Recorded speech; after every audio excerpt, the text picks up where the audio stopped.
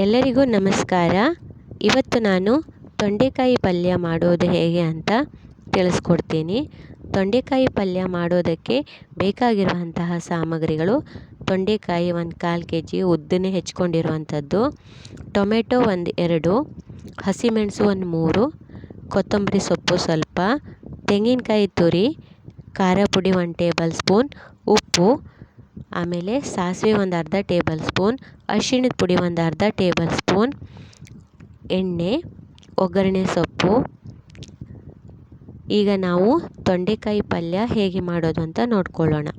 ಒಂದು ಕುಕ್ಕರ್ ಪಾತ್ರೆಗೆ ಎಣ್ಣೆ ಹಾಕಿ ಕಾದ್ಮೇಲೆ ಅದಕ್ಕೆ ಸಾಸಿವೆ, ಅರಿಶಿಣ ಹಾಕಿ ಚಟಪಟ ಅಂತ ಆದಮೇಲೆ ಅದಕ್ಕೆ ಒಗ್ಗರಣೆ ಸೊಪ್ಪು ಮತ್ತು ಹಸಿಮೆಣಸಿನಕಾಯಿಯನ್ನು ಹಾಕ್ಕೋಬೇಕು. ಹಸಿಮೆಣಸಿನಕಾಯಿ ಸ್ವಲ್ಪ ಫ್ರೈ ಮಾಡ್ಕೋಬೇಕು. ಹಸಿಮೆಣಸಿನಕಾಯಿ ಸ್ವಲ್ಪ ಫ್ರೈ ಆದಮೇಲೆ ಅದಕ್ಕೆ ನಾವು ಉದ್ದನೆ ಹೆಚ್ಕೊಂಡಿರುವಂಥ ತೊಂಡೆಕಾಯಿಯನ್ನು ಹಾಗೂ ಟೊಮೆಟೊವನ್ನು ಹಾಕಿ ಸ್ವಲ್ಪ ಕೊತ್ತಂಬರಿ ಸೊಪ್ಪನ್ನು ಸ್ವಲ್ಪ ಹಾಕಿ ಅದನ್ನು ಚೆನ್ನಾಗಿ ಮಿಕ್ಸ್ ಮಾಡ್ಕೋಬೇಕು. ಅದನ್ನು ಚೆನ್ನಾಗಿ ಮಿಕ್ಸ್ ಆಗಬೇಕು.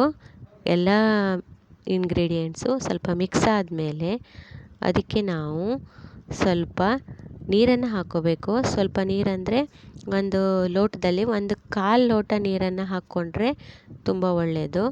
ಆ ನೀರನ್ನು ಹಾಕ್ಕೊಂಡಾಗ ಅದೇನಾಗುತ್ತೆ ಅಂದರೆ ಜಾಸ್ತಿ ನೀರು ಹಾಕ್ಕೊಂಡ್ಬಿಟ್ರೆ ಅದು ಮೆತ್ತಗಾಗ್ಬಿಡುತ್ತೆ. ಜಾಸ್ತಿ 1/4 ಲೋಟ ನೀರು ಹಾಕ್ಕೊಂಡ್ರೆ ಸಾಕು. ಅದಕ್ಕೆ ಸ್ವಲ್ಪ ಉಪ್ಪನ್ನು ಹಾಕಿ ಕುಕ್ಕರನ್ನು ಕ್ಲೋಸ್ ಮಾಡಿ 3 ವಿಸಿಲನ್ನು ಹಾಕ್ಕೋಬೇಕು. ಆ 3 ವಿಸಿಲ್ ಹಾಕ್ಕೊಂಡಿದ್ದು ಎಲ್ಲ ವಿಸಿಲ್ ಏರೆಲ್ಲ ಹೋದ್ಮೇಲೆ ಬೆಂದಿರೋ ತೊಂಡೆಕಾಯಿಗೆ ಏನು ಮಾಡಬೇಕು, ಸ್ವಲ್ಪ ತೆಂಗಿನ ತುರಿಯನ್ನು ಹಾಕ್ಕೋಬೇಕು.